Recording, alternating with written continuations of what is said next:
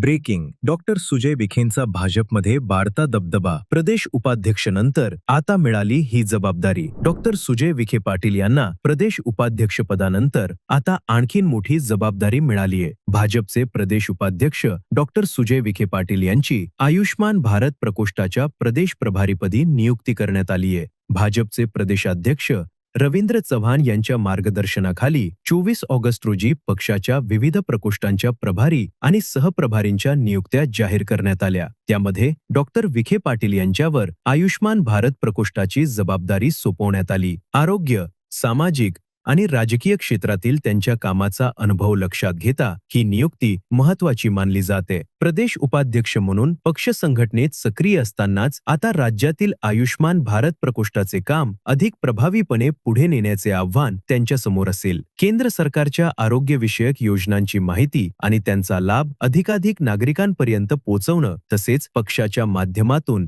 जनजागृती वाढवणं ही भूमिका महत्वाची ठरणार आहे. या नियुक्तीमुळे भाजप नेतृत्वाचा डॉक्टर सुजय विखे पाटील यांच्यावरील विश्वास पुन्हा अधोरेखित झालाय.